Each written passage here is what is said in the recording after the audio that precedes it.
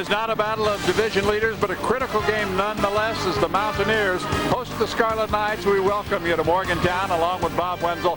I'm John Sanders, and Rashod Kent, he's from Fairmont, about 20 miles away, one more time to play against West Virginia. Well, Rashod Kent wins the Big East Charles Barkley lookalike contest. He is a round mound of rebound and blocking of shots. He runs the floor very well for a man of his stature, and Rashod Kent's going to have to play well tonight for Rutgers to have a chance against the Mountaineers. The last two times these two teams got together, he played great. 19 points, 13 rebounds, and he made 5 of 11 free throws, which for him is very good. And one more time, he'll be matched up against Chris Moss this afternoon, the senior for West Virginia. We'll keep an eye on both of those big guys inside. Well, the matchup inside is going to be very, very good. Chris Moss has done tremendous in his last several games, averaging 20. You can see his numbers. He carries the offensive load for the Mountaineers. And if you look at the standings, this game critical to West Virginia, trying to stay out of that last spot and not to get a chance to go to the Big East Championship. Well, the team that finishes last on both sides does not get to go to the Big East tournament, and neither of these want to have that fate. One part of the puzzle that's been missing for West Virginia the last two games is Jonathan Hargett. Will he play? Won't he play? We're about to find out. It's the Scarlet Knights and the Mountaineers coming up from Morgantown.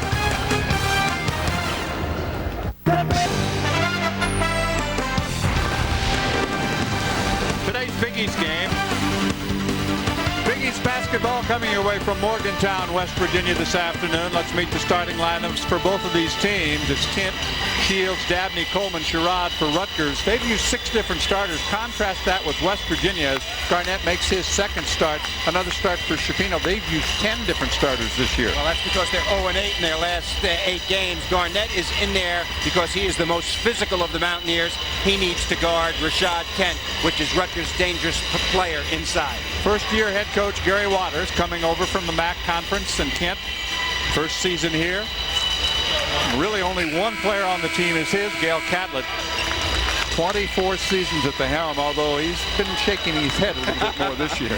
He's seen a lot of things in a 30-year career. The 6 were at Cincinnati and 24 years here. Jim Burr is our referee, John Cowell, Tom Lopes are the umpires, so we've got a good crew for what should be a very physical and intense matchup, because if the Mountaineers don't get excited for this game, then they're in trouble. They are in trouble, and of course, both teams very, very physical. Rutgers likes the man-to-man. West Virginia will use lots of different kinds of defenses. Rutgers does not play well against zone. And right now the Mountaineers appear to be opening up in a man-to-man defense, so we'll see them change. The three-pointer from straightaway is off the mark by Coleman, tipped up. Kent had a piece of it. They scramble for the loose ball, still loose on the court, and still loose. Finally, Coleman comes out of there with it. Rutgers maintains possession 30 seconds into the start of this game. I think the first possession characteristic of what we're going to see. Lots of physical play in the paint. Dabney, who always plays well against West Virginia, gets the first basket of the afternoon. He has nice touch, and Moss is on him instead of Kent because they cannot afford to have Moss get in foul trouble. It really hurts them at the offensive end if he does have to go to the bench. Tapped away from him, gets it back. Here comes SCHIFINO. Had a terrific game against Marshall in a losing cause, but his first shot today is an air ball. On the wing, Ricky Shields will put up a 3. SCHIFINO is fouled on the rebound by Mike Sherrod. What about your keys for Rutgers and their new head coach? Well, Gary Waters is a team that likes to get the ball inside, and he really needs to get Rashod Kent involved and heavy-duty pressure defensively, as we're looking at right now. They get after it on the perimeter. Garnett with it, turns. SCHIFINO is in the corner, nothing there. Yeager into the lane, puts up a runner, bending off. The rebound missed on the follow by Garrett. Moss one more time. He misses from point-blank range. SCHIFINO had it, stolen away. Back comes Sherrod. They've got numbers 3-on-1. Sherrod all the way. He'll go to the line. West Virginia sent 4 people to the offensive boards and came up empty. When you do that, you are risking the fast break. Gail Catlett, of course, I think they should zone effectively. Hargett's influence, whether he plays or not. And Chris Moss has to get big numbers for Gail Catlett. They are a struggling offensive team in the last couple of weeks. Sherrod at the line, only a 50% shooter, and that has been a big problem for this Rutgers team. They're the worst free throw shooting team in the conference. There's Hargett on the bench. His coach says he's not going to play. The trainer said he could play. We'll wait and see. It's tough when a guy is out. He's only missed 2 games, but orthoscopic surgery is not pleasant. Well, you also factor in the absence of Tim Lyles for this entire season for West Virginia. He was their starting point guard and very, very capable. Rutgers trying to pick up the pressure. And they do.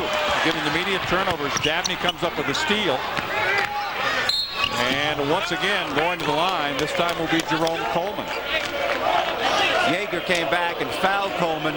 You talked about Rutgers' woes at the free throw line. They are personified by Rashod Kent, who is 35%, who's their best player, and their key point guard, Mike Sherrod, only shooting 50. So key players shooting poorly from the free throw line, but this guy can make them. 75% for the Cecil, Maryland junior college transfer, who hits 2 at the line, and the first 5 points go to the visitors from Rutgers. And remember, Rutgers had an 18-2 run to start at home at the rack against West Virginia in their first meeting, and then a 24-4 start to the second half. SCHIFINO off the mark with a 3. John, Rutgers very effectively pressing and getting back at the same time. Some teams press well and do not recover back, give their opponents easy shots, but so far Rutgers doing a good job of full court pressure and getting back. The last meeting was dominated by the Scarlet Knights of Rutgers. And there's a bump foul after the turnover. Coleman immediately picks up a foul. 29 turnovers for the Mountaineers in that game. Rutgers 17 steals and 8 of 19 from three-point range, which is not really what they're very, very good at. Shields and Coleman, their primary three-point threats. SCHIFINO finally gets it back, and he'll get a chance to shoot some free throws. The foul is on Eugene Dabney. SCHIFINO, as we've seen this year, is a very hustling kind of player. As Dabney gets the foul, he does all the dirty work. He's a quick player, plays lots of good defense. He is only a freshman. But Gail talking about the fact that in their rotation of, say, 9 players, 5 of them are new to the system. And he said with freshmen, it varies from day to day. You never know what you're going to get. That's right. And you look at those impressive numbers of SCHIFINO. Those were only for the last 3 games. So Gail Catlett aging with a young team. But he gets the Mountaineers on the board for the first time. It's 5-1. We've played almost 2.5 minutes of this opening half from the Coliseum in Morgantown. Good feed to Kent, up and under, spins it up, won't go. The rebound by Shields. He puts it up, bending off. Kent is there, tips it once, twice. Coleman, that won't go, and it's rebounded by Moss. Lead to SCHIFINO. Goes up, misses the shot, gets it back. Up again, bending off, tipped up, no good. Finally, Garnett able to put it back. Boy, we talked about the physical play inside, and both teams crashing the offensive boards. Not showing much skill, but showing a great deal of determination. You're right about that. There's no lack of effort. The results, not so positive, but Kent has it. Spins. That one is blocked, and it goes through. It might have helped him out. Kent not known as much of a shooter from the foul line or from the field. He has very quick feet, though, and he weighs 275 pounds. Stripping almost a steal. Sherrod comes up with it. He's got Coleman behind him. Decides to back it out. Oddly enough, those two were high school teammates at Paul Robeson High School in Brooklyn, getting together here at Rutgers as the backcourt for the Scarlet Knights. Nice spin move by Shields. He hits a 2. Shields gets his first field goal, and all 5 starters have scored for the Scarlet Knights, who have their biggest lead. There is no point guard in the game for West Virginia. Armstead really a 2 guard, and Rutgers being smart and using pressure early. And Moss gets his first basket, and a big second foul early on Eugene Dabney. That means we're going to see Agzani. Sean Agzani will come off the bench.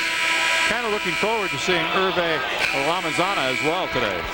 Armstead doing his best impression of a point guard right here. Does a good job of dishing, and an easy basket right there from Moss. But you know, they have no point guard in the game. He is a 2 guard, and Yeager really a 3-man. So with Lyles out for the season with knee surgery and Hargett out with knee surgery, tough job for West Virginia to pay against pressure. 3-point play for Chris Moss, who hits the free throw, and Hewitt comes on. He played the point the other night in that loss at Marshall, the overtime loss. Here's Shields. Agzani. Coleman. Inside to Kent. It's a bruising battle between Garnett and Kent. Agzani gets inside, misses the shot, and then commits a foul. We have seen lots of missed layups so far in this game. Sean a little angry with himself. We have our first timeout. 3-point lead for the Scarlet Knights. Back with more from Morgantown. 3, it's 9-6. We played almost 5 minutes. This scene around the goal is what we are seeing a lot of so far. Scrap by both teams, a lot of hands. When the ball goes to the floor, people diving on it. Right here, Garnett using his 285 pounds to create space. Pushes Jaeger out of the way and scores. But so far, we've seen a lot of that kind of action on the boards, and I suspect we'll see a lot more of it as we go along. Garnett making just his second start of the year. He started against the Pirates of Seton Hall, played 24 minutes, had 7 rebounds. There's 7 points, 5 rebounds. Ricky Shields against West Virginia had a 21-point game. Very, very fine game the last time you played. They love him. He is athletic and quick. Moss gets underneath and no place to go, so he bounces it off a Scarlet Knight defender. Went off Coleman out of bounds.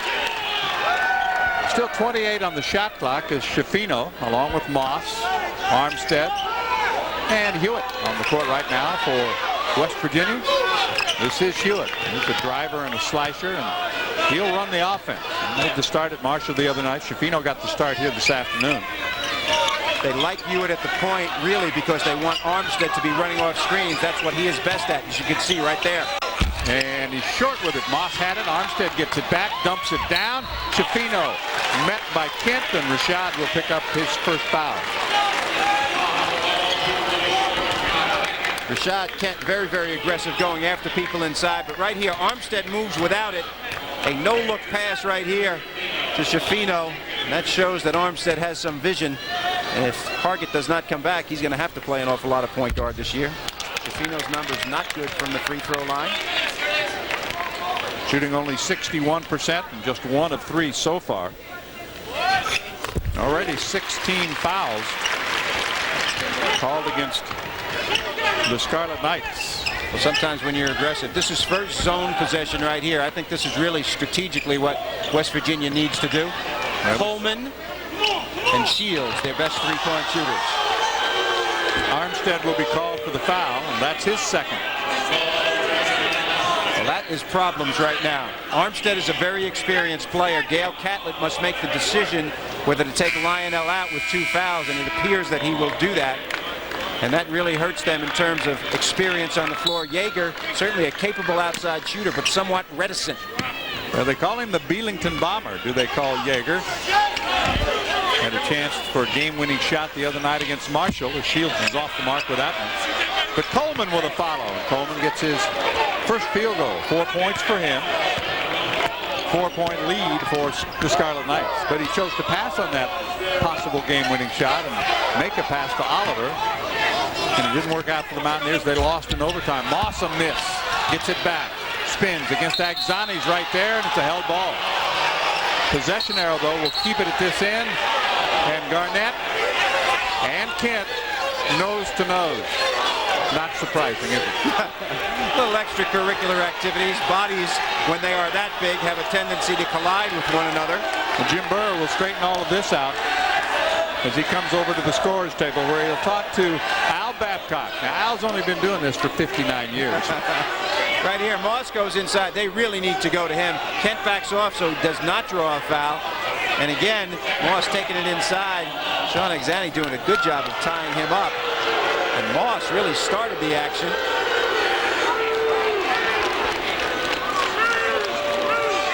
Moss, a little left hook to the face of Agzani. Well, we'll get it officially straightened out for you, but obviously technical fouls have been called against Moss. That puts Shields at the line. And no wonder he's an 80% shooter. So Moss will be credited with a technical, which is also a personal. So the technical foul, though, will bring it back down to the other end. The one thing that doesn't change is that it's West Virginia basketball. Well, it's a new rule because you go back to the point of interruption. You didn't used to do that. It used to be that Rutgers would have the ball right now. Gail Catlett has a lineup on the floor with very few scorers. Moss is a chief among them. They were trying to go to him, but I think Jaeger really has to tune it up and try to get free from the perimeter. Garnett is not a scorer. SCHIFINO. Hewitt goes baseline, puts up a runner. Too strong. Put back is no good. The Mountaineers get a break because it comes right out to Jaeger. So a fresh clock, 14 minutes to go first half. Moss doesn't get the roll. The rebound goes to Sherrod as he shot over Kent. Kent has very quick feet for a guy that weighs 285 pounds. You know, he moves very well side to side. Sherrod with some penetration, puts up a short jumper and hits it. That is his first field goal. And the biggest lead of the half now. They're up 8 are the Scarlet Knights. Rutgers looks very sound defensively out here. They look very, very quick, trying to pressure the basketball. They realize that there are not a lot of scorers here for West Virginia. I'm surprised they're not double teaming Moss. It's an offensive foul.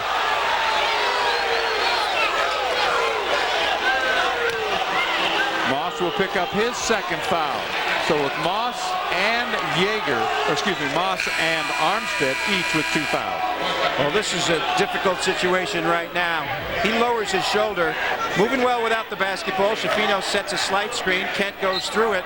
Moss lowers his shoulder, and the quick feet of Kent. He draws the charge. Nice defensive play by Rashod. Draws the charge, thus the turnover. Sherrod's pass is deflected into the seats. 15-7. Scarlet Knights on top. Mountaineers just haven't gotten on track so far. Not really. They're going to have difficulty scoring with this lineup in here too. You know, I mean, right now they have Briggs in the game, and he gives them a junior college player who has done some scoring this year for Gail Catlett. We're yet to see Hargett on the floor.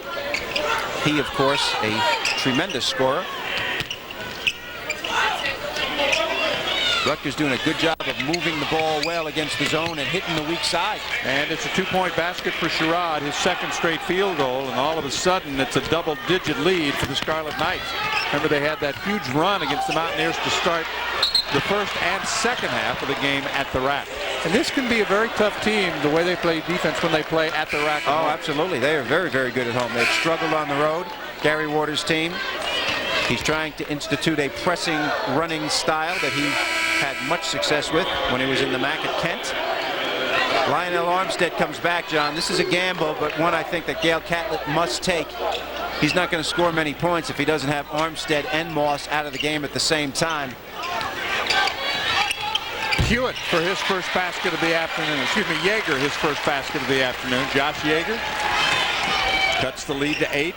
Well, he is the most likely sub to score some points. I think he's a very good shooter. There have been games in his career where he's lit it up from 3-point range, notably at Notre Dame, where he made 6 or 7 one night. Lamazama is on the court for the first time as Kent goes up but misses. One more time, and this time Rashod is able to finish the shot. What a physical presence inside. Wow, does he take up space.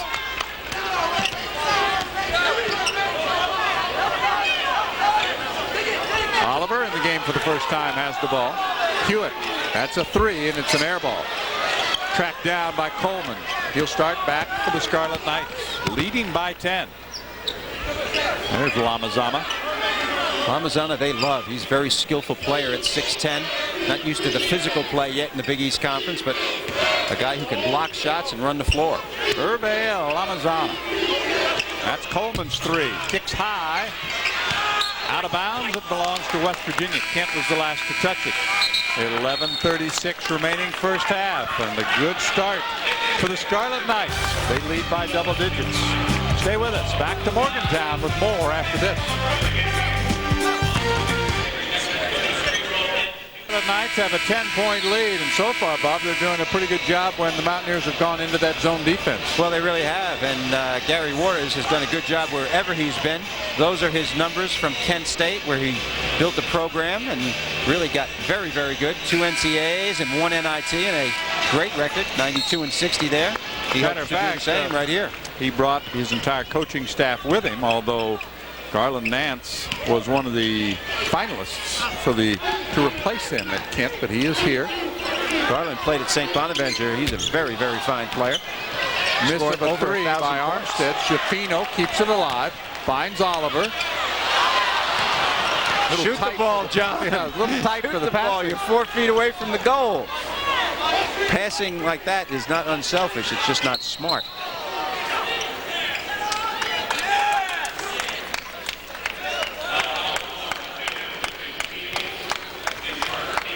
Shields a little overly aggressive away from the basketball. During the timeout, Gail Catlett, I'm sure, talked to his team about setting better screens. And as we have a Mountaineer going to the free throw line for the second time this afternoon, let's thank our corporate partner, Cooper Tire, proud to be the official tire of the Big East Conference. Cooper Tires drive on as Jaeger hits the free throw. Well, Jaeger really has to be a guy who can step up in this game. You know, they don't have a lot of places to go offensively, and he is certainly a capable scorer.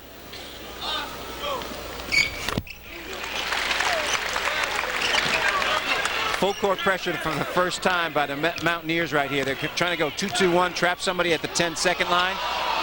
Rutgers handles it well, hits the middle and goes opposite. Classic textbook way to attack the press.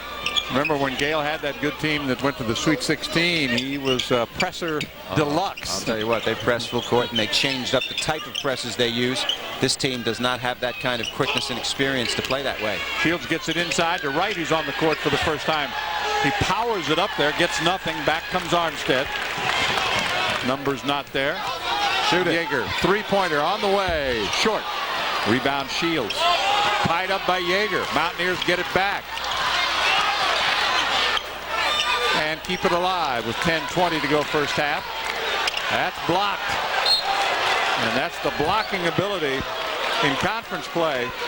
That young man, Lamazana, is the top shot blocker in the conference. He really is. Almost 3 a game.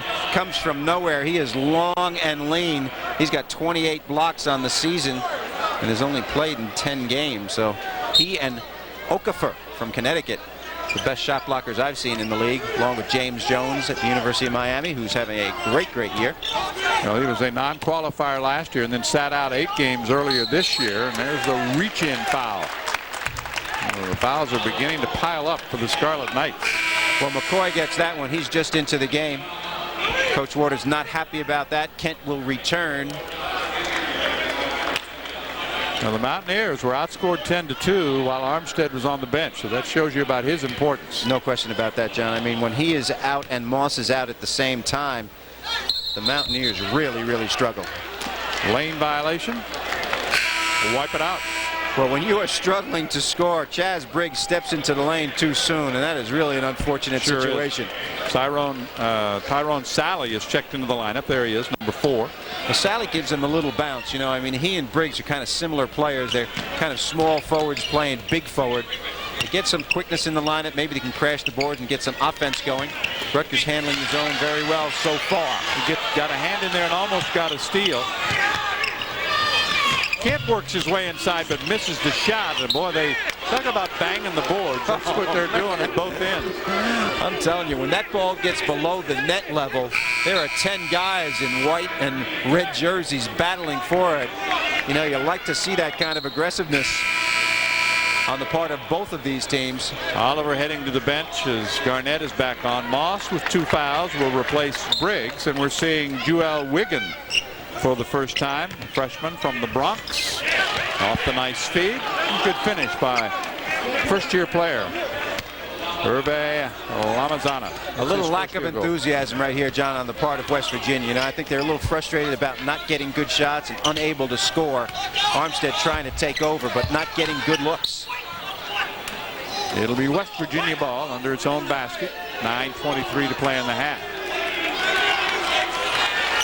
Well, this is an opportunity to get one down the middle right here. If they can set a screen for Moss, get him going straight down the middle of the lane. He is there, but Kent makes a great defensive play. I'll tell you, he's a very clever defensive player. Steals the ball a lot, blocks some shots. His block shots are way up from last season. A quiet crowd right here. Rutgers has silenced the Mountaineer faithful. That's going to go inside on Chris Garnett. It'll be his first foul. Well, Garnett, you know, is in there to play Kent because he can match his physical nature, and Gail Catlett using him in that role. But Kent I mean, Garnett only averages about 9 points a game, so his experience is very low. How about that? Quick putback by Hervé Lamazana. Lamazana played well the last time these two teams played also. It's a 12-point lead, the biggest so far this afternoon.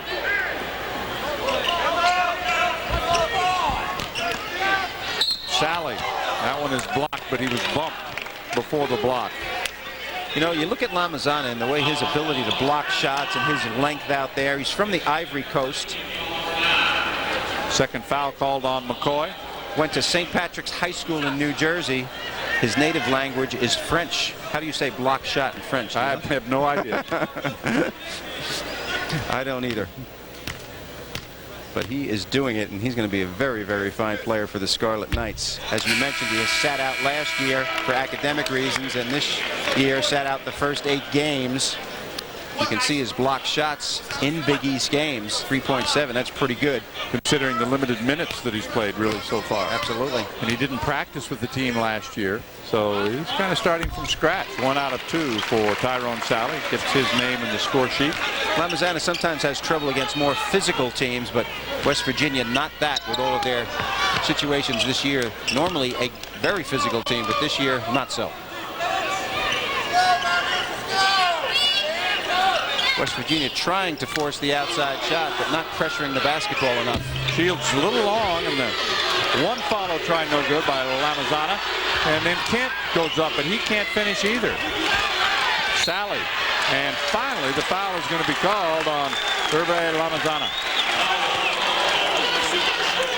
What we have seen frequently in this game is getting the ball inside and people not finishing layups, getting off balance a little bit. Part of the reason is it's very crowded in there. How about both teams sending 4 guys to the offensive board, so there's 8 big bodies within 12 feet of the basket. Well, right here's here what you're talking about. Yeah, right. Lamazana and Kent inside, and Moss and big bodies around. And then obvious slap on the part of Lamazana. And already, Bob, the double bonus for the Mountaineers. So they can cut into the lead a little bit with that clock stopped if they can get to the foul line, because 10 team fouls already. Armstead back to the bench. So they are down 10 right now, and it's looking bleak for West Virginia. So they got to get some way of scoring. They're going to try to go full court pressure if they make here. You can see their free throw shooting. Both teams pretty good so far. Rattles it home. All of Sally's points have come at the line. He has 3 thus far. The lead is 9. It's been as many as 12. Able to keep control of the ball. Jerome Coleman. Rutgers playing much, much quicker than West Virginia in this game. A little shaky here. It's a backcourt violation. Over and back. It'll be West Virginia ball. And we have another timeout with 7:58 to go. 23-14. Scarlet Knights on top. Hungry? Since then, they're 8 for 18, so they've picked it up a little bit. Well, they really have, and I think you got to credit their quickness on defense, leading to a lot of easy baskets. They are not executing great in the half court, but they're pushing it well, and they're crashing the offensive boards. West Virginia struggling 3 for from 19. the field. They've only turned the ball over 5 times. They turned it 29 times the last time these two teams met. West Virginia trying to run their half-court sets. Sally gets inside, puts it up off the glass, too strong, but it's bumped back in by Briggs. Well, Briggs and Sally, as we mentioned, kind of combination forwards, 3-men, 4-men style. The full court pressure. Coleman. That's a long 3, tracked down in the corner by Lamazana. West Virginia really slow to defensive rebounds in this game. I mean, that ball came off. It was a good press situation. SCHIFINO beaten to the ball by Lamazana. That shouldn't happen on that kind of a situation. 3-pointer by Sherrod. Hewitt kicks it ahead to SCHIFINO. He'll go up. And a block as he pinned it against the backboard. Beautifully timed by Lamazana.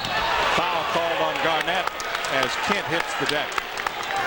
A missed opportunity on the part of West Virginia, and because of the stellar play of Hervé Lamazana, he really has a feel. Watch this. He is trailing from way behind and gets the block on SCHIFINO. Great hustle on the part of Lamazana, and you can see it from this angle as well.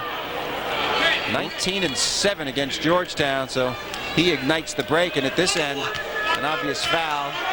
You want to do that to Kent. He shoots 35% from the foul line.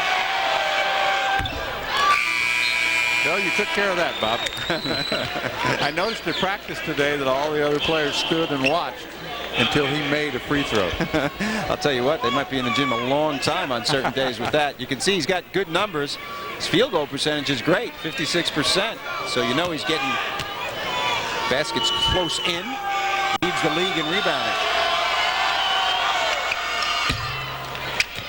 That one clangs high off the iron. Brought out of there by SCHIFINO. This is Hewitt. Oliver back on the court again for the Mountaineers. Interesting group he's got out there right now. Moss is not out there. He's got Hewitt, SCHIFINO. I got to tell you, John, he is grasping for straws right now offensively. These are combinations, you say interesting, unusual. Hewitt, well short from the side. Put back is blocked. That's three situations that Lamazana has blocked shots already in this game. You know, he and Kent as a combination are really pretty good because he is long and thin. Kent can protect him on the physical side, and that leaves Lamazana to roam and block shots. The two of them together, very formidable inside combination. Lamazana comes off his man and easily blocks that one, and you can see Kent with the rebound. Good combination of inside players for Rutgers. These guys are developing well, playing well on the road. This is the best road game they've played, although they did play well at the University of Virginia. Took them to the wire. Lamazana, the more experience and minutes he gets, the better he's going to be.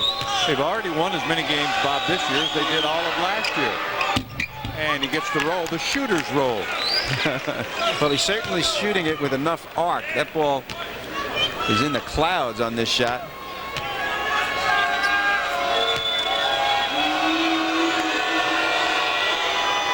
And how about that? 2 for 2. And historic event. 3 of 4. 75% foul shooter this afternoon. Well, I'll tell you what. Nothing to say that a guy can't improve. Sharif Fordham from St. John's is doing that. Beautiful overplay by Lamazana. Goodbye. Oh, my goodness. And Oliver called for a foul. We are seeing a coming out party right here. Enthusiasm on the part of Lamazana. 6'10" guy. Number 1, jumping in the lane is good. Number 2, handling the ball, and wow. Oliver is well behind on the play. Well, he touched him with his hand. Yep. Really, when a guy is in the air, that can be dangerous. It wasn't in this situation, so Oliver upset about the foul. But I'm impressed with the fact that Lamazana was out in the passing lane. He's played well since coming on. How about another block? The putback goes by Sally, but it took a second shot to get it done. This is going to be a 30-second timeout called by Rutgers. Scarlet Knights will take it with 6:15 to go and a 10-point lead. How about the play of Lamazana so far? 4 blocked shots already today, and he's getting them in all different ways. This one is just on a guy taking the ball to the basket. He's blocked somebody else's shot. He's blocked his own man's shot. Great slow motion picture. His head is at the rim. This guy has got some lift. Showing and displaying skills not normally seen with a 6'10" player. Handling the basketball, passing the basketball, blocking shots. You know, some guys block shots off the ball and have difficulty blocking shots of their own man. You can see his season numbers pretty darn good. Officially, he's been credited with 3 blocks, and that's always been one of the things you wonder about sometimes. Well, I don't know about official, but I've seen 4. When you're not playing in your own gym, you don't get them all. You know what I'm saying? And those 4s were not replays either. That's for sure. Nice ball movement by the part of the Scarlet Knights. They're attacking the zone well. SCHIFINO got a piece of that one. And feeds Sally. From the foul line, Oliver doesn't shoot much, and that's probably why. Loose along the baseline. It'll be West Virginia ball with 5:41 to play in the half, and it's been like an 8-10, as much as a 12-point lead for Rutgers most of the half. Well, absolutely. They've gotten the lead, and they've played confidently, especially early in the game. West Virginia's woes on offense. They're having difficulty catching the ball. That's going to be number 2 on Mike Sherrod. So the fouls are really piling up. West Virginia has been in the double bonus for about 3 minutes. Yeah, and that's really their only way of scoring right now. SCHIFINO, a thin kind of player, when he gets to the lane, they're whacking him. He's having difficulty holding on to the basketball. Fortunate that he gets this one.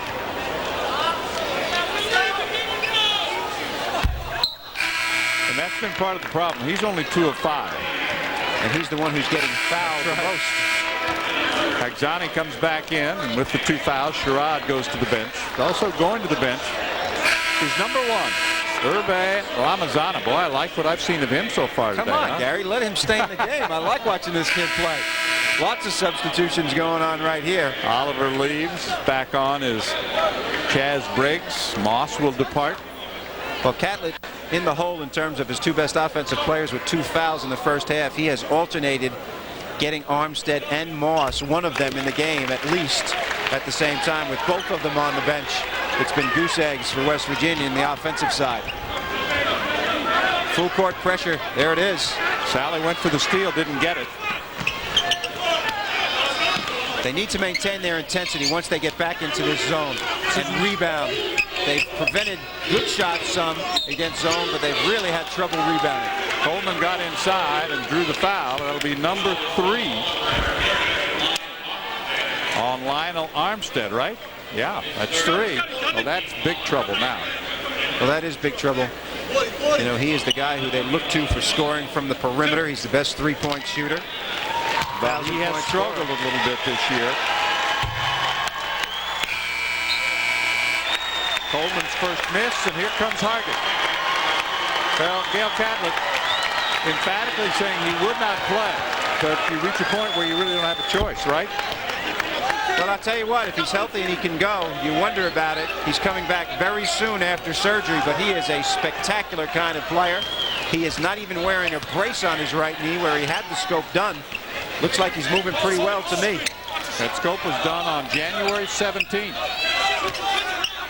SCHIFINO from outside, rattles out. Rebound to Kent.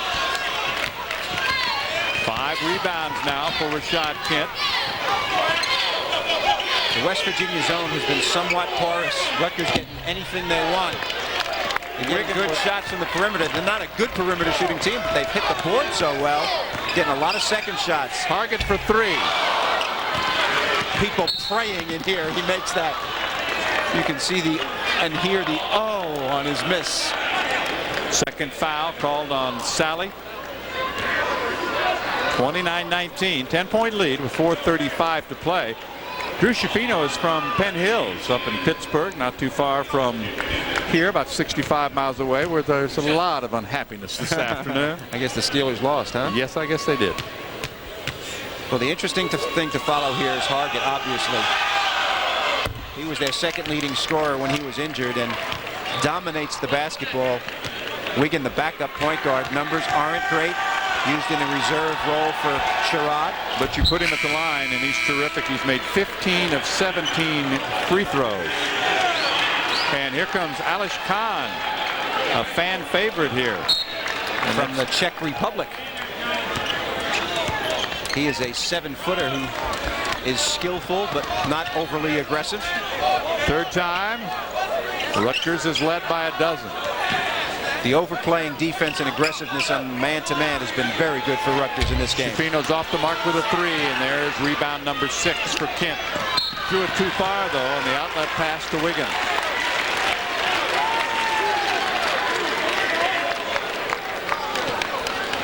Well, what you want to do on outlet passes is make them about 15 feet away, and that was about 30 feet. A down and out pattern. You got to be impressed with Rutgers defense here, John. Hargett misses another 3. And his timing has to be off a little bit. Oh, no question about that. I mean, you know, he hasn't even played live in practice. So, but they need something, and he could be the answer. Turnaround Khan. Yeager with a putback. Josh Yeager has 6 points to lead the scoring for West Virginia, and they're looking for points any place they can get them. They can. Shields fell asleep on that blockout responsibility. Kent from behind has it tapped away. Hargett tried to feed it through 4 guys. Instead, threw it to Russell. Nice left hand, John. I knew you could handle the ball right-handed, but very good left hand. You know, you feel a spark. Even though Hargett's missed 2 shots and had a turnover, you're starting to feel a spark in West Virginia's step. Still work to do, though. The Mountaineers are down by 10. Gail Catlett is trying everybody he can think of. Scarlet Knights, they've been ahead most of this first half as we come back to Morgantown. Let's take a look at our Hyundai game summary. Well, the field goal percentage, obviously 18 is sickly on the part of West Virginia. 36 is not that great on the part of Rutgers. Nobody drawing iron from three-point range. And the offensive rebounds are even. Rashod Kent doing his job. 7 points and 6 big rebounds. And Hervé Lamazana with 4 or 5 or 6 block shots. He's in the blocked first everything half. that's gone in the air. Good job. I tell you what, you look at that three-point shooting, and you look at Scarlet Knights of Rutgers, 9 different players have made three-pointers this year, and neither team can buy one this afternoon.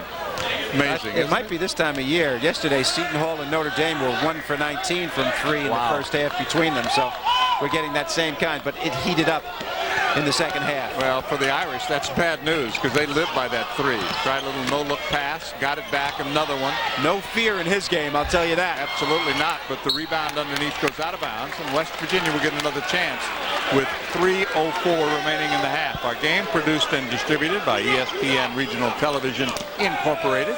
I'm John Sanders with Bob Wenzel. Glad you could join us. Hargett, another 3, and he finally hits one. That's what he needed. It's amazing that a guy coming off knee surgery has only missed 2 games. He comes into this game loving to play, taking risks, doing everything, and they need that badly. Shields tries to answer, can't do it. Gets it back. What a shot, and it goes. He threw up a prayer and got it to fall. Degree of difficulty in basketball does not count. He only gets 2 points for that. Only in diving do they have that. Almost lost by SCHIFINO. Rutgers really doing a great job. 3 perimeter guys really solid with their hand and foot position. Fundamental, quick, aggressive. Good quick move that time by Briggs, but he couldn't finish. The presence of Lamazana near him. That's going to be an offensive foul. Coleman turns around and reacts, but the foul is called on Jerome Coleman. Jonathan Hargett giving them a spark that they need, their first three-pointer of the game. And at the other end, Rutgers 3-man Shields uses English, and we show that to you in a bit. Hargett will bring it up. He's on with Yeager. Kahn out there right now. This is SCHIFINO. And also Briggs. So another interesting combination for Gail Catlett. Hargett gets inside, and it's blocked out of bounds. Well, Hargett providing what they really need right here. You can see the other players even getting more confident with him being in the basketball game. He takes a lot of shots. He misses a lot of shots. His percentage only 29% field goal percentage, but he's a fearless kind of player. And as a result of that, I think his teammates react to him in a positive way. A runner won't go. It kicks into the hands of Mike Sherrod. He races back. SCHIFINO with him. Comes up short. Briggs the rebound. This is the guy. Look at him run up the court. Just had knee surgery about 10 days ago. Gets it back. Goes underneath. Fights it up and will go to the line. Oh, man, I'm telling you, he is something to watch. Rashod Kent, that might be his foul right there. It is. It's his second. Jonathan Hargett, I'll tell you what, you know, pretty what he's doing right now, but talk about a guy who wants to help his team win. He is after it on offense. There is nothing tentative about his game. And this is where he is very good, 91% from the free throw line.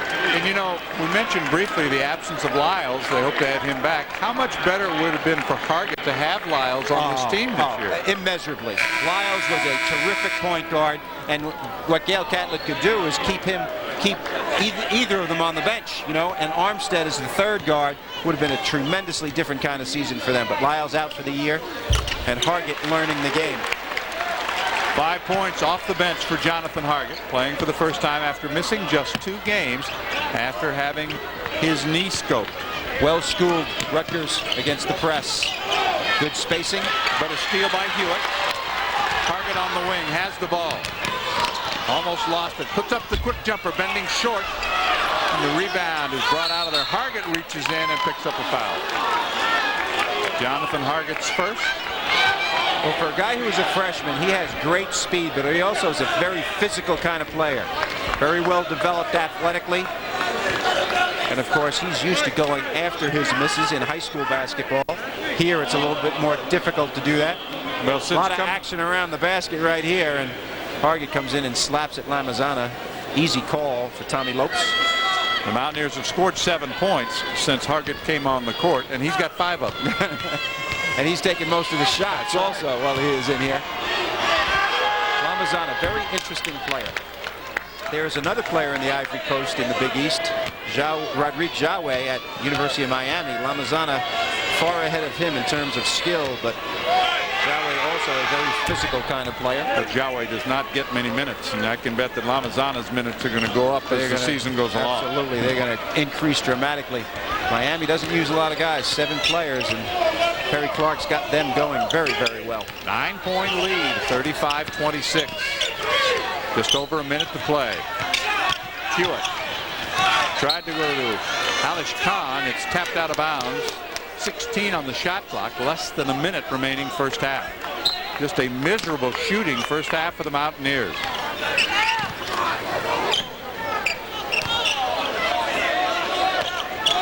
Tap of the head play on the part of Hargett.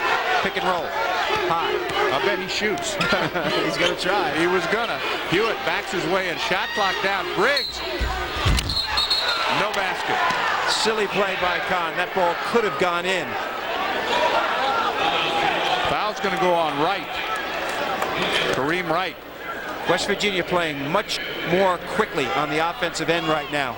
Hargett's energy has brought energy to his teammates. And even though it's not pretty in terms of execution, they are playing better. Briggs, though, not a very good free throw shooter. Only 55% from the line for the year. Actually, as Hargett goes to the bench, that he did provide a bit of a lift for his team. There's no question about that. I think Yale Catlett obviously concerned that he might do too much, but I don't think there's any risk of him further injuring himself. Well, who knows that some of his off-the-mark shooting early in the year might not have been caused by that knee injury. Yes, and what happened with that knee injury is he didn't complain about it. He kept on playing, and then finally he talked about it. He was in such pain he had to have the operation. Tough guy.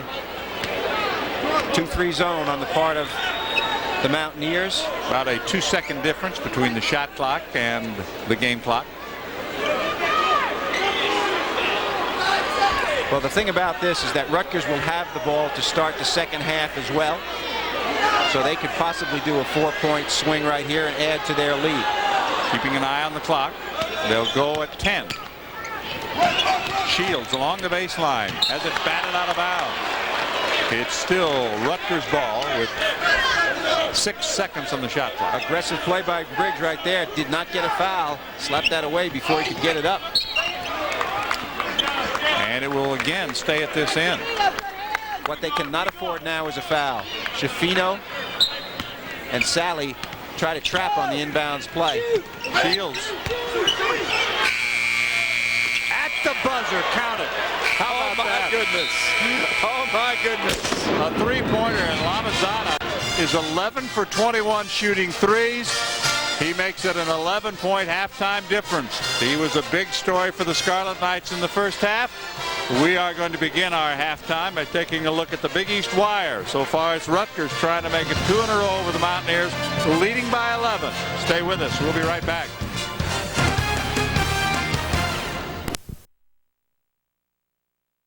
In the first half, they just shot atrociously. Welcome back. I'm John Sanders along with Bob Wenzel.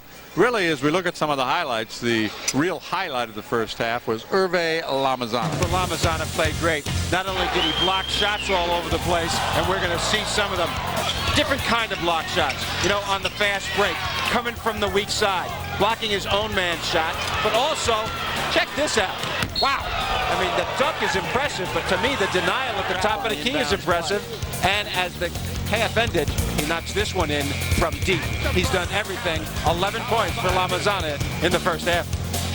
He was the show. You look at the stats. West Virginia shooting 18%. That will not get it done. Well, it can't get much worse for that, and that's what Gale's telling his team at halftime. Those guys really shot blanks. Hargett gave them a lift. Turnovers not too bad for either team, but Rutgers taking advantage of them a little bit more than West Virginia. We have more to come. Another 20 minutes of basketball. Rutgers and West Virginia. We'll be back after this. Federal law requires all advertisers to All in conference play, and Hervé Lamazana has been terrific. They're going to get a lot of wins if that guy continues to develop on the bench right now. But I'll tell you what, I would like to have been in the West Virginia locker room at halftime. You know, sometimes you have technical kinds of talks, and sometimes they're an emotional, and I would guess this was an emotional kind of talk. Hargett not in the game. But Sally does start the second half along with Garnett. Hewitt starts the second half, so Gale changes 2 of his starters for the second half. Triangle and 2 defense right here on the part of West Virginia to start, to try to confuse things. And the miss. How about this? 12 field goals in the first half for the Scarlet Knights and 1 assist. That's hard to do. A lot of it was on the offensive boards and some runouts, so not a lot of passing involved in their coordinated efforts. Well, apparently almost none. We're in the first minute of the second half, and we have a holding foul down inside. That is on Coleman. That'll be number 3 on Coleman. So Jerome Coleman picks up his 3rd foul, and Gary Waters not happy with that development early on here. Armstead has been very quiet. He has 3. He has 0 points so far and 3 fouls. So that's part of the reason that West Virginia is behind by so much. And Moss, their leading scorer, averaging 18, has only 3 points total. Well, in the game at Marshall the other night, Armstead did not score in the first half. He did get it going in the second half and tallied 12, but they cannot do it without him. That's a 3-pointer by Coleman, a miss. Armstead has the rebound, and Lionel has struggled at times this year. Well, that was a quick to the basket that I did not see on the part of West Virginia. Armstead really went after the ball quickly. They played in slow motion in the first half. I think we'll see a little bit more aggressiveness offensively on the part of West Virginia here. Possession arrow will keep it at this end as Kent scrambled with Moss. And there are the numbers during an 8-game losing streak for the Mountaineers. Well, obviously giving up a lot more points than they did before that losing streak began, so that speaks to the defense. Baseline jumper rattles out. Moss with the offensive rebound finds Sally. He's stripped, gets it back, puts it up, and that's goaltending. Well, Sally put the ball on the floor when he shouldn't have, but he escapes it, and they get a basket. Full court pressure on the Pound of the Mountaineers. 2-2-1. Sally, don't put the ball on the floor, but he easily recovers. Obvious goaltending. Sherrod handles the ball. Shields crashing along the baseline. Kent has the tip in. Well, Rutgers perimeter players like to take the ball to the basket. Sherrod and Shields. Coleman likes to shoot it, but both of those guys can really take it to the rack if you leave them open, and Kent, the recipient. Moss drills it. Got to look for that shot. Look for his offense more in the second half. Absolutely. That was his first clean look. Everything in the first half was back to the basket in traffic. He's a pretty good face-up shooter. First time they have made field goals back-to-back in this game this afternoon, so that's a good sign for the Mountaineers. It's been a struggle, but they're starting well in the second half. Shields buries the 3. 9 points for the freshman out of Hargrave Military, Riverdale, Maryland. He has been Big East Rookie of the Week one time also, as well as Lamazana. So 2 freshman players, first-year players, I should say, playing well for the Scarlet Knights. And another 12-point lead. They've matched their biggest lead again. I think that's 4 times now they've led by 12 points. Hargett wants desperately to get back into this game. He is into it, yelling to his teammates right here. He knows he can add some offense, which is what they need. That'll be foul number 3 on Rashod Kent. Well, what West Virginia has done here, John, is very interesting. Early in the game, Moss was totally back to the basket, trying to back in. This half, he is going facing, has made 1 shot, and has got a foul on Kent on the next possession.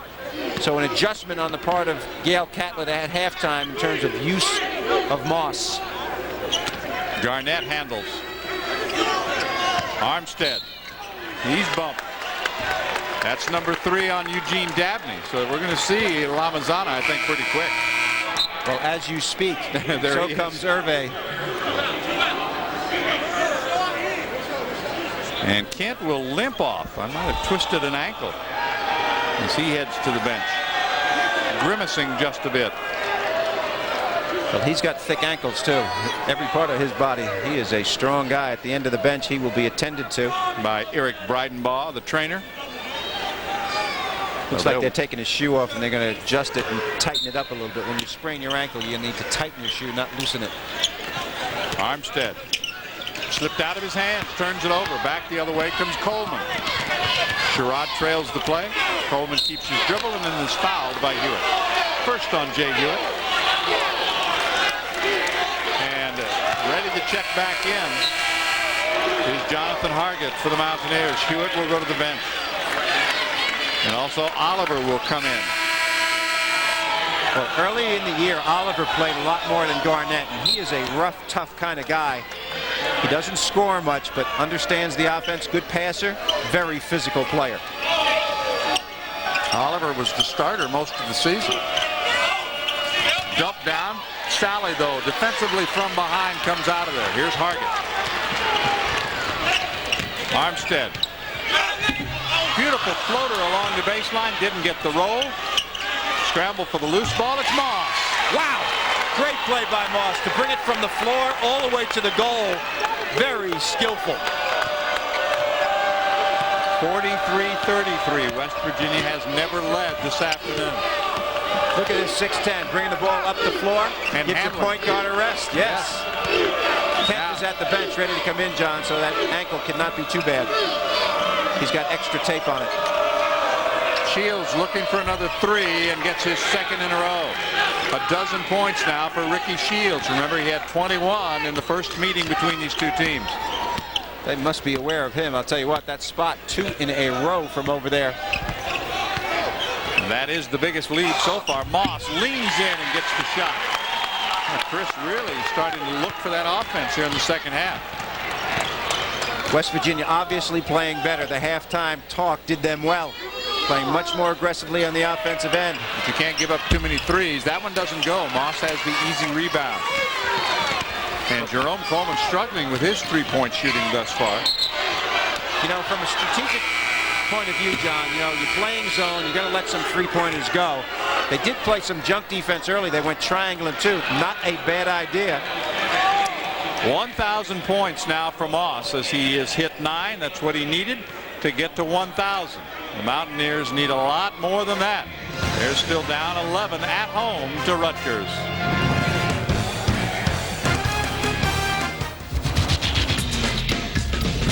Even in terms of scoring, rebound edge to Moss, and it's Moss here in the second half helping to spark West Virginia just a bit. Really, he was kind of invisible, only had 3 points in the first half, and a standoff so far in terms of the two most decorated of their inside players, Rashod Kent and Chris Moss.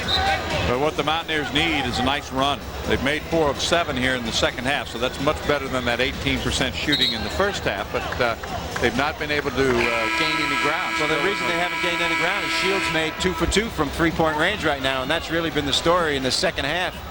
Rutgers 36% in the first half, doing pretty well in the second half as well. West Virginia obviously much improved. Pressure, Hargett against Sherrod. Shields skips it to Coleman. Inside Kent. Shields can't hang on but gets it back. 20 on the shot clock. 15 minutes to play. Coleman another 3, and that one hits the net. Well, Coleman is their most consistent three-point shooter, and he shoots the most from there as well. So the zone has not been effective in the second half for the West Virginia Mountaineers. I would expect a change. Biggest lead now, 14-point difference. Rutgers has had an answer for everything that West Virginia has done. Rutgers now trying their hand at a little bit of a zone. And in the second half, that answer has been in the form of 3 three-pointers. Another block. What the job of Lamanzana to keep it alive. Boy, I tell you what, he is very, very impressive. Yes, he is. He likes to play away from the basket also. You know, he has vision. Very impressed with the vision of Rutgers tonight. You know, against every defense they've played, they seem to know where to look, where to find each other. Quick feed to Shields. Puts up a quick shot. Yeager has the rebound. Lionel Armstead has not scored. And that's bad news. That's for the pretty remarkable at this point in the game. Very unusual situation. Hargett, his second 3 just does stay in the bucket. He really is a talented guy. Quick on quick and physically strong as well. Here comes Lamazana down the lane. Scoops it up, misses the shot. Kent on the weak side, no basket. He was fouled by Oliver before the shot.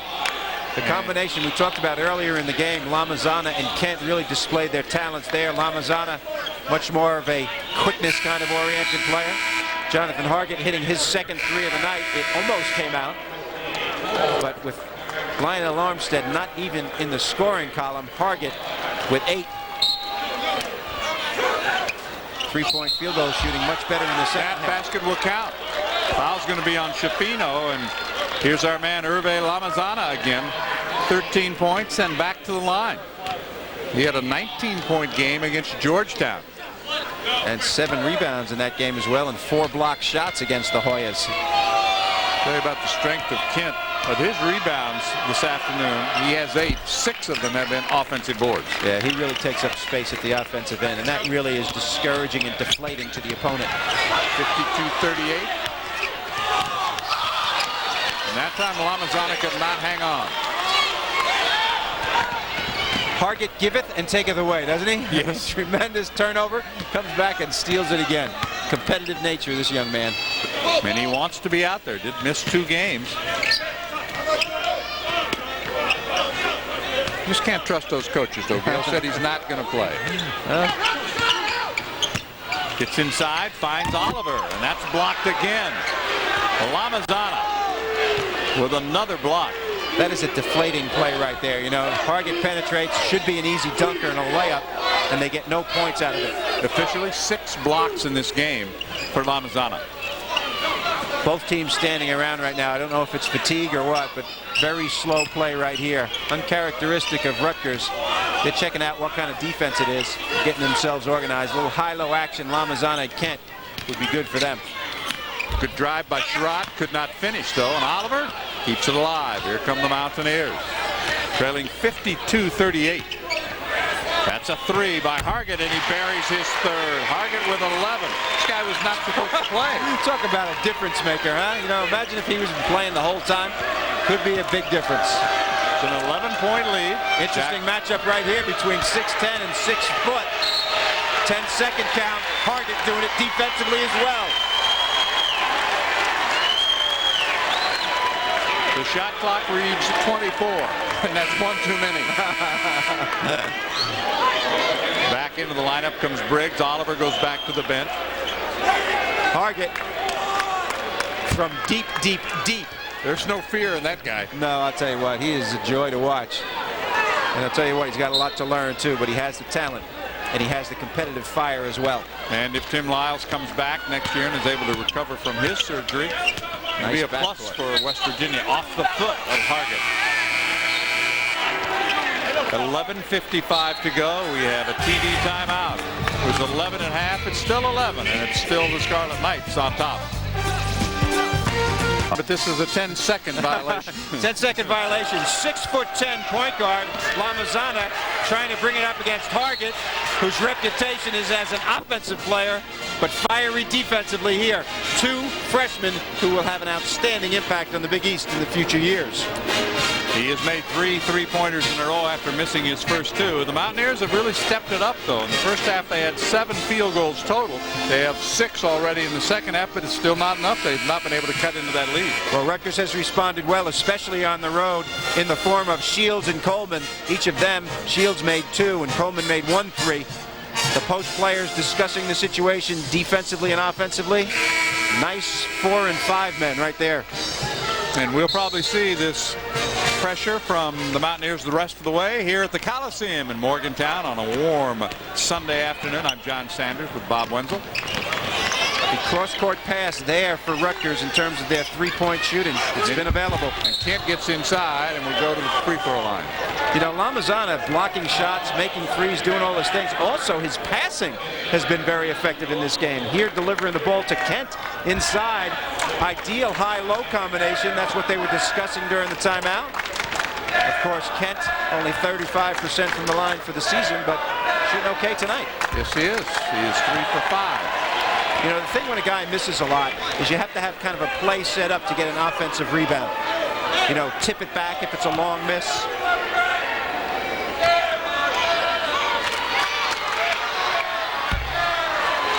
It was a long miss. And no tip back. Opportunity time for West Virginia. A lot of minutes to go. Hargett starting to get into the flow. Still almost 12 minutes to play. Hargett has the ball. I'm sorry, John. Rutgers back to their man-to-man, which is their staple, and it's been very, very effective tonight. Hargett gets inside, feeds Moss, but was fouled on his way inside. Boy, I'll tell you, he goes from 0 to 100 miles an hour in one step. His explosiveness is really something to watch. And that's 4 fouls on the leading scorer for the, oh, sorry, it is on Lamazana. Sorry about that. It's only the second on Lamazana. I thought they had called it on Jerome Coleman. Hargett another 3. This one's off the mark. Briggs has the offensive rebound. SCHIFINO. Briggs really should have gone up on that. Well, I was a little ahead of myself. Well, you're on it now because that's Coleman's foul. That is his fault. Just missed it by a few seconds, Bob. Interesting situation now for Rutgers. Wiggan comes in to play the point. And then, of course, Sherrod, also a point guard. So they have 2 point guards in the game. And Shields kind of the scorer among them. Zone could be effective against this team with Coleman out. SCHIFINO leans in, bending short. Briggs keeps it alive and rattles it in. As many things as Lamazana does well, defensive rebounding is not one of them. And an obvious foul, the 3rd on Tyrone Sally. Well, that's a silly one. Young player, over exuberant, but it's better to be that way than to be sleeping out there. And West Virginia trying to increase the pace right now. Shields has been good with the 3s, and he continues. That is sinful right there on the part of West Virginia. Shields is the only 3-point shooter in the game for West Virginia, and they are not close to him on that shot. He has made 3 long-range shots in the second half, has 15 points in the game, a turnover.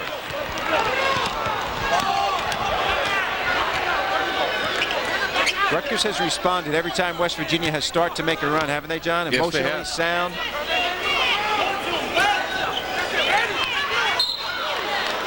Another foul on Sally. That'll be 4 on him. Jaeger set to check back in for the Mountaineers. And that's 16 fouls, so we'll be shooting after this. Sally has 4, as we said. Well, he will go out. Jaeger comes in. Jaeger long. 4 fouls on Sally, so Jaeger might be able to play a little bit off of Shields and challenge him. Looks like we might have a zone defense right here, or a box and 1. Looks like SCHIFINO will guard Shields. Everybody else in a box zone defense. Sherrod with penetration. Lamazana short. Kent muscles it back up and they go to the line. Wow. That is a he-man rebound right there. He caught that ball with one hand and a step through going into the basket. Very happy and pleased with himself there. On this miss, watch the one-handed grab by Kent. Grabs it and with no dribble gets to the goal. 3rd foul on Moss. Kent knows the geography of the lane, where he is, where the ball is, and where his opponents are. His 4th made free throw. 12 points for Kent. Biggest lead of the afternoon now. 15-point edge. For the Scarlet Knights of Rutgers, they have never trailed. Hargett keeps his dribble, gets inside, and is greeted by Kent, who will pick up his 4th foul.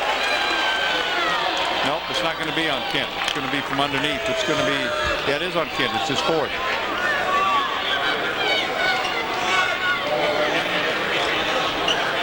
So they did call the foul on Lamazana. It'll be his 3rd instead of Kent.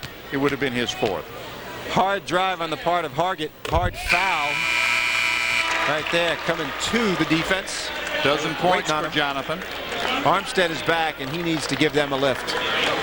Shooting blank so far in this game. Rutgers defending him very, very well. Little discussion between coach and student.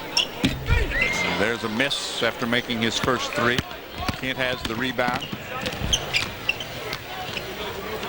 a very quiet Coliseum. This is the quietest I've ever seen it in this building. It can be a very tough place to play for opposing teams, but it hasn't been this afternoon. One factor, Rutgers has led the entire game. Absolutely, and they got off to a great start, and they have responded to every challenge West Virginia has thrown at them. And the Steelers got beat. There's a certain unhappiness that's built in here. Missed by Sherrod. Wiggan keeps it alive. Fresh clock. We're inside 10 minutes left. Rutgers out hustling West Virginia on Rutgers' offensive board. Not in a hurry to do anything right here. Exani is checked back in as Sherrod keeps his dribble. Tries to dump down to Kent. Does. Fans thought he traveled. It's 14 points for Rashod Kent. Remember, he had that big 19-point game against West Virginia the last time they played. His high for the season. And Gail Catlett will take a timeout. The lead is 16. That's the biggest so far this afternoon. 32nd timeout has been called by the Mountaineers. It comes with 8:48 to play. Well, Gail's got to get his guys organized right here. It will be a full timeout. Scarlet Knights comfortably in front.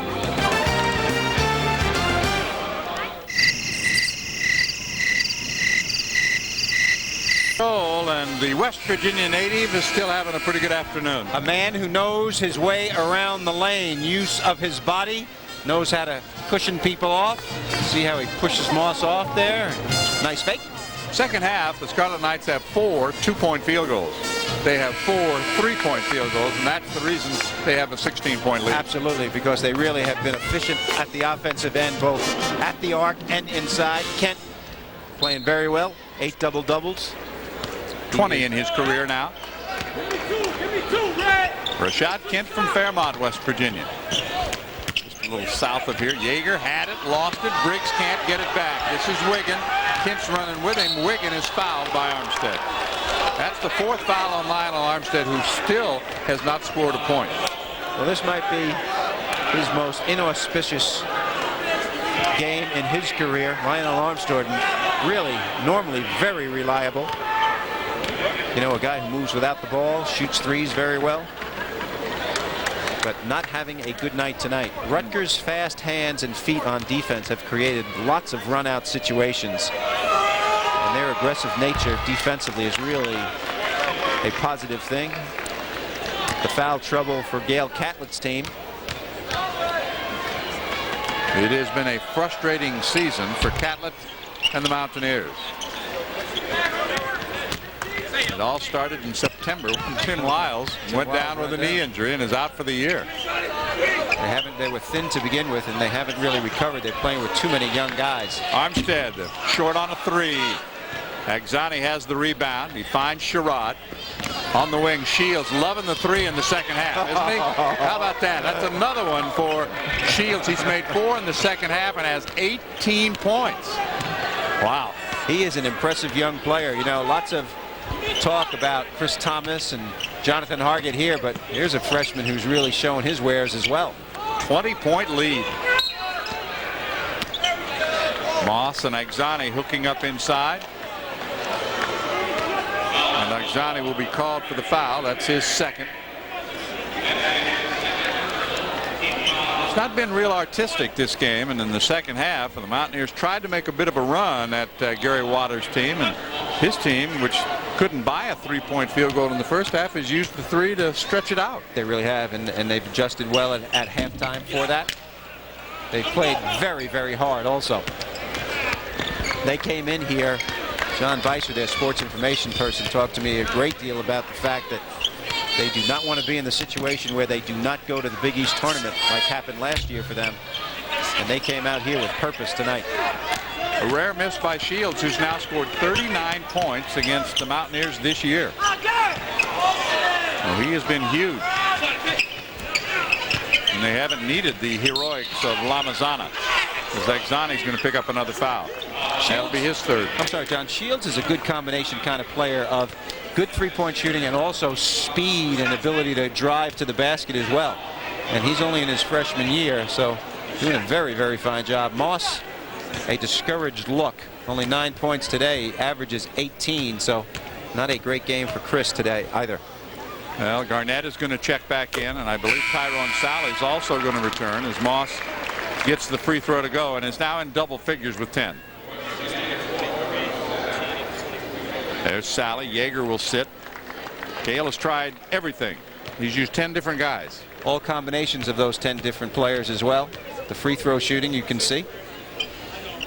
And nothing seems to have worked for stretches of time. Certain things have worked sometimes. Briggs. Moss. Sally. Briggs. Still nothing there. And Moss finally gets it down. Stick-to-itiveness on the part of the Mountaineers there. Wiggan with it. They've got numbers. And Kent will lay it in. 16 now for Rashod Kent. You know, that's a deflating kind of situation for a team, John. You know, you battle like crazy on the offensive boards and work and work and work and finally get one to go down, then give up an easy one at the other end. And that's got to be discouraging to Gale Catlin and his team. Well, Gale Catlin and the Mountaineers have dominated Rutgers, winning 4 straight in conference play, and they do have the edge.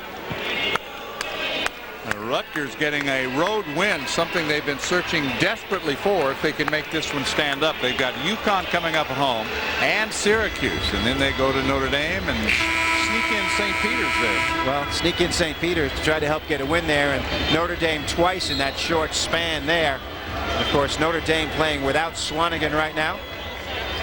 Rutgers 9-1 at home and not as well on the road, but Gary Waters, if they play defense like this on the road, they will pick up road victories. They have been very, very solid. Well, if you're going to make progress in this conference, as we both know, you've got to figure out a way to win some road games. Well, you got to play good defense on the road. There's no question about that. They are doing that remarkably well. Touch last by Sherrod, as Wright is going to return for the Scarlet Knights. Timeout on the court with 6:42 to play. It's 66-47. Gary Waters' team is in control.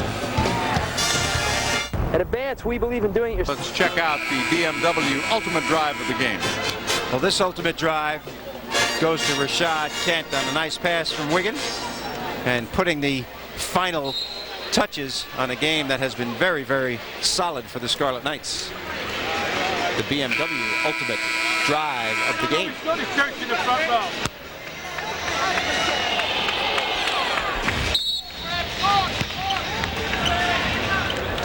It has been a big afternoon for the Fairmont, West Virginia native, who had really struggled to get wins against the Mountaineers. But this season, that has changed. Garnett is fouled and gets the basket. That's the second field goal of the afternoon. And foul-wise, it's number 4 on Lamazana. West Virginia having hard luck against Rutgers this year. 29 turnovers in the last time they played, and guys driving into no place right here. Chris Wright in the right spot, and they've shot a season-low 26% against Rutgers in this game. SCHIFINO, baseline jumper, yes. That's the first field goal for Drew SCHIFINO, who did start the game. He did not start the second half. They slice into the lead. Well, their half-court defense, you know, they press some, but their half-court defense, they leave people alone. Wiggan, not a good outside shooter, so they're trying to play 5-on-4 away from him. Rutgers wisely using clock. It's at 10 now. That's blocked. Tapped out. Touch last by... Oh, wow. I thought it was touched by Wright myself, but... Well, they both touched it. Two big bodies in there, Wright and Garnett, both weighing 285. And the 32nd timeout called with 5:51 to go in the game, and the Scarlet Knights looking for their 12th win on the season. You know, they talk about their goal being to get back to New York and play in the Big East Championship. But also in the back of their minds has to be the knowledge that if they can win some more games, get to the tournament, maybe win a game there, the NIT might give them a call. Absolutely. I mean, you know, I think that's a minor goal, you know, and I think that's a concern about people around the program, not necessarily the coaches. I'm sure they have a lot higher aspirations than just getting to the Big East tournament. And the way they're playing today, you know, it's interesting with young teams and teams with new coaches and so on. Last week against Providence, they really struggled. Today, they're playing great. You see at the bottom of the standings, and the concern, of course, for West Virginia, they were in a near desperate situation if they didn't win this game, and if they don't win it, even if they can scramble back and tie Rutgers, Rutgers would have the advantage in the tiebreaker. Exactly. Exactly. So they've beaten them twice. Out of bounds. And you probably heard Jim Burr make that call right in front of us. He stepped out of bounds. At a time when West Virginia needs energy, 5:43 to go, anything is still possible. They are still anemic at the offensive end. Shields, little up and under move there as he has capped another terrific game against West Virginia. And for the Mountaineers, 28 of their points have come on second chance points. They haven't had many assists either. No, they really haven't. Guys stepping out of bounds. Is this line moving close to the basket? I think it is. Right They've moved it in. See, Armstead is not a point guard. He's trying to do that duty right here, handling the basketball. He handles okay, even on the turnovers, but you know, he really doesn't have the mentality of a point guard. Kent using that power inside, has 18 in his last regular season appearance against its State University from his home state.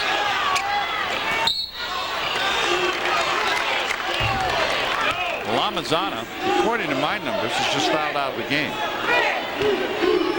So Lamazana, certainly a guy, you know, when you become a great shot blocker, sometimes it's natural for players, and as they get older and older, they become better shot blockers, knowing when to block and when not to.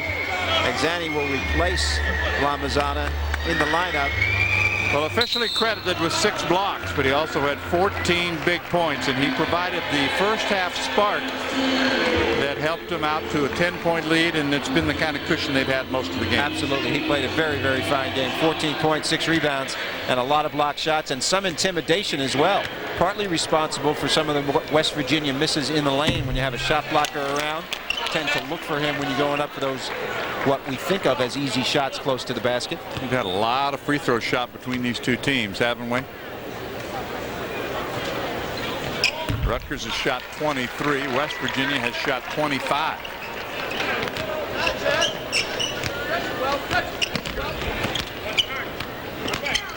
Less than 5 remaining. And a turnover. Well, the Mountaineers will get another chance.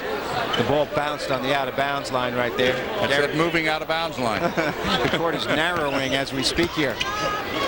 2-guard front offense. Looking for staggered screens, trying to look for anything at this point. SCHIFINO got inside but couldn't finish. Kent had it, lost it. Wow. He ran in chest to chest against CHAZ Briggs. That will go. The first basket this afternoon for Exani. And the foul goes on CHAZ Briggs. Well, Briggs got into the action with Kent at one end and then hustled back admirably, but not enough to keep Exani from scoring. Well, he's trying to recover from that chest bump by Rashod Kent.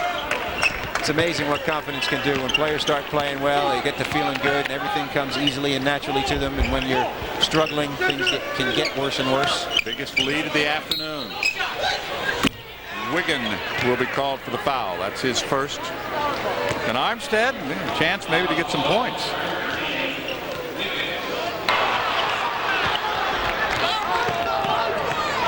The fill, and Exani running the middle part of the floor as a postman should. Jason McCoy will check back in, but he won't do it until Lionel Armstead tries to get his name in the scorecard. I'll tell you, a difficult day for Lionel.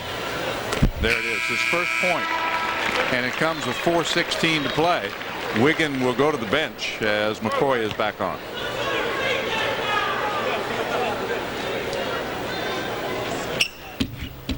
Missed the second. It's been that kind of day, hasn't I'll it? tell you, when it goes wrong, and it's gone wrong for the Mountaineers all day today. But you got to credit Rutgers too. I mean, they came in here and played extremely aggressive defense early in the game, set the tone, and they've kept that tone the entire game. The inside play of Kent has been very, very solid. And we just lost our second player because Tyrone Sally is done. Leads with 7 points, 5 fouls, and they'll put Kent back at the line. Alicia Kahn will check back in, and also Yeager returning for the Mountaineers of Gail Catlett. Miserable shooting first half for West Virginia. They just got themselves in a hole they couldn't get out of. They couldn't get out of it, and they tried for a while, but things went well for a short period of time. Sally fouls out. Kent knows his way around that area, and he's a very difficult guy to guard because he has speed and quickness, and his body knocks people around. People bounce off of him. He knows how to get free. A very solid inside player. Kent with his 8th double-double of the season. And second time in short order he's done it against West Virginia, which I'm sure is a little extra pleasure for him. I think there's extra motivation when you're playing against your home state team. Back-to-back season high 19-point games against West Virginia. That's been the story for Kent. We have less than 4 to go. Boy, Sherrod is everywhere, isn't he? He's Yes. a solid defensive player. SCHIFINO, that's too strong. Shields has the rebound.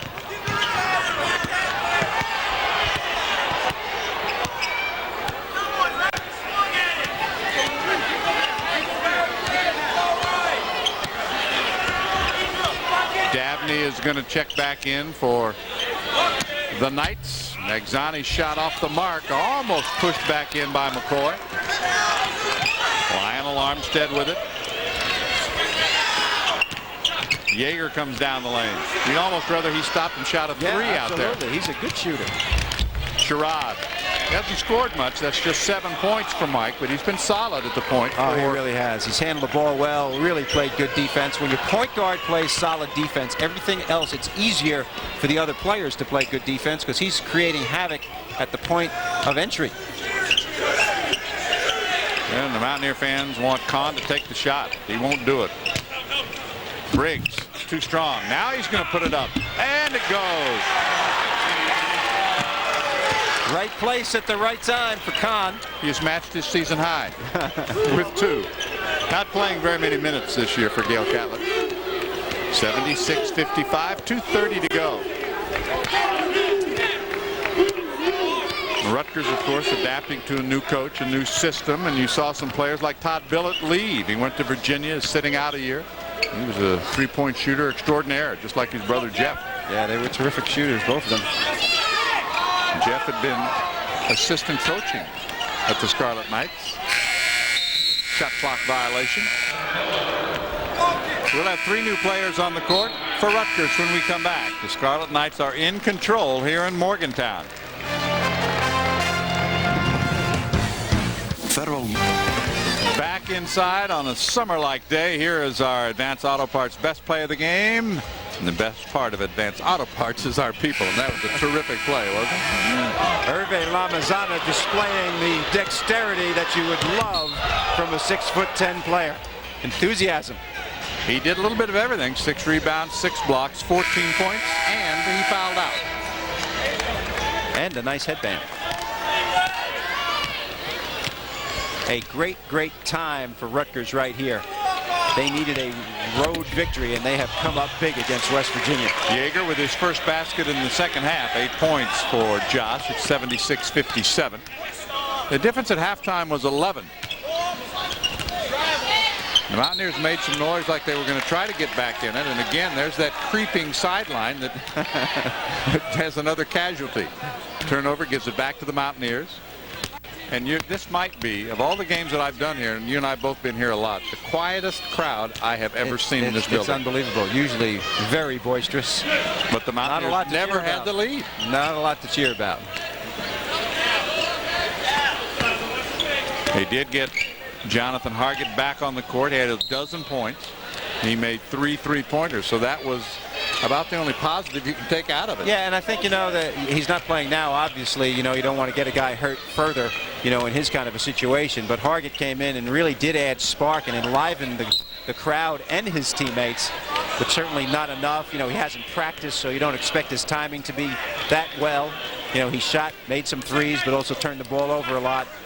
Well, speaking of the shooting, it is a season low, as you touched on, 29% for West Virginia. They shot only 18% in the first half, so it just wasn't there today. Well, that tells the story right there. Dejected players It is not pleasant to be in this kind of a situation as a player or a coach.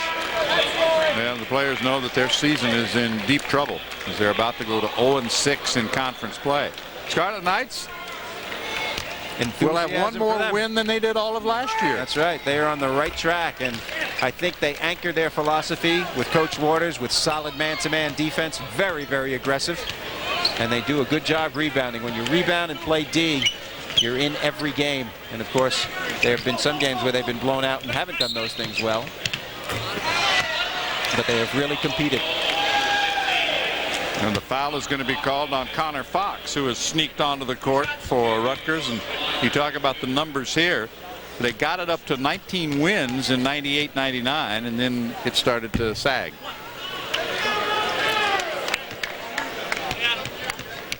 Big East record last year, 3-13, eliminated them from participating in the conference tournament, which is they and Virginia Tech both were not participants last year. And it looks like Virginia Tech and West Virginia are the teams that could be in that spot this year. Of course, there's still a ways to go. Oh, a long way to go. I mean, there's lots of games to be played, and anything can happen. That's but right. In this conference right now, it looks like that might be the case. Well, we'll see how it plays out. At the top of the league, however, Connecticut, Miami, Pittsburgh, Syracuse, those teams vying for spots in the NCAA tournament and what their seed might be. Good job by Briggs to stuff home the miss by Jaeger. Off the bench, Briggs with 8 points. Of course, Hargett off the bench had a dozen. They got some production from their bench. But where they didn't get production was where they needed it, from Lionel Armstead. That's right. Chris Moss did finish with a dozen, but they were hard-earned points. He had only 3 in the first half. And they were inconsequential points, you know, when the game was kind of out of reach. He started the second half shooting and scoring well, but Rutgers defended him well late. Very good win for Rutgers on the road. The final will be 77-59. So it's an 18-point win. The Scarlet Knights have roughed up the Mountaineers for the second game in a row. For Bob Wenzel and our entire crew here in Morgantown, hope you've enjoyed it. Again, Rutgers 77, West Virginia 59. That's the story from the Mountain State. So long, everyone.